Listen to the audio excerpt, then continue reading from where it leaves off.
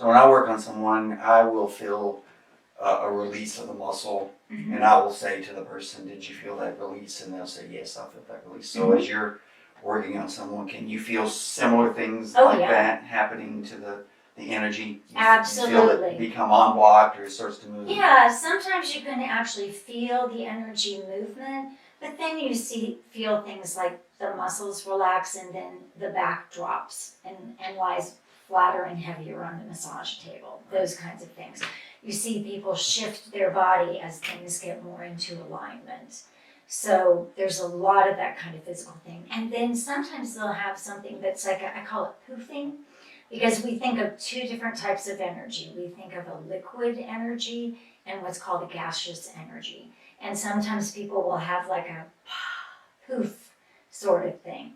And that is the gaseous energy release that's no longer needed or no longer in balance. And so that's one of the ways that the energy will be put back into balance. That's kind of an interesting one. People don't do it on purpose, it just kind of comes up. So what about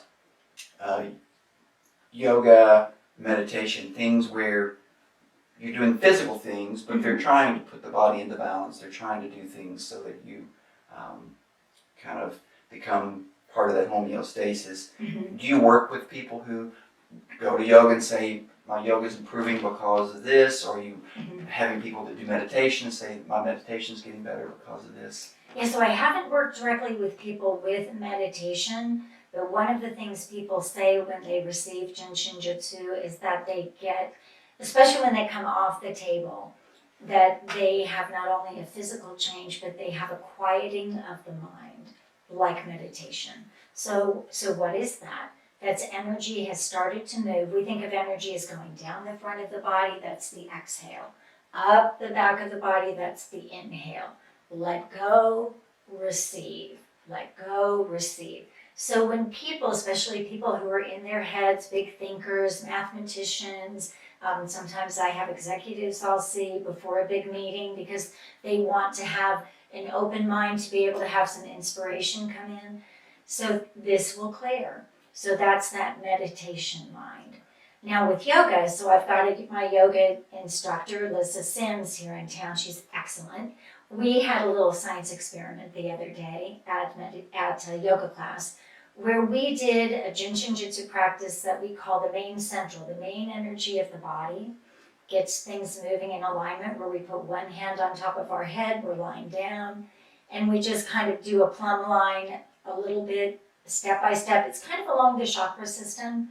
So we did this, and then we did our yoga practice. And what people noticed was their bodies felt more pliable, things felt more relaxed. And when I do a lot of yoga, that's what I like. I'll notice if I have a tension in my body, I'll think, what energy lock is there? And so I'll just, as I'm doing the practice, I'll hold the energy lock for a minute, I'll feel things release, and I can go deeper. So it's just kind of fun to practice. And all these things, yoga is about moving energy.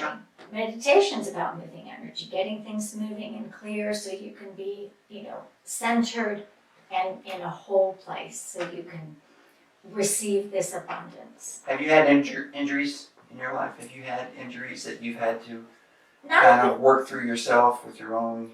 I haven't had a lot. I've been really lucky that way. I did break an ankle. I've broken an ankle, I've broken a wrist. And then when I was in high school, stupid thing, hit my head on the windshield. Didn't really get hurt, but it was interesting. We do this practice called holding your ones. Those are your insides of your ankles. So we do a practice where you hold them every day for an hour, consciously. And it kind of helps unwind the body, these things that have happened, because what we notice is when things get into balance, we start to unpeel these layers. For example, I had a cancer patient who I saw a lot.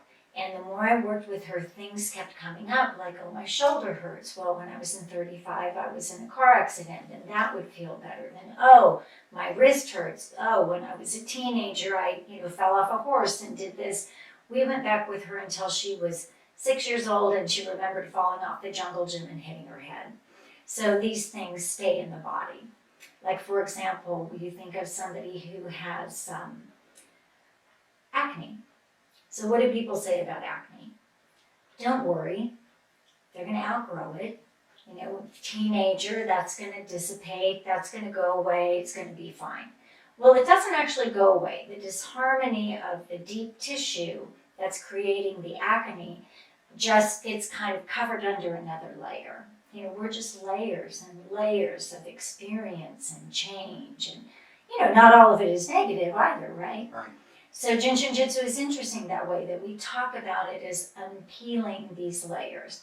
So back to me, I'm in pretty good shape, but I did, as I'm doing this knee practice, I noticed one day, I had this really tremendous pain in my forehead. And this is one of our energy locks, number 20, because they have a cycle. And what came to me was when I had that accident. That was the only other time I've hit my head.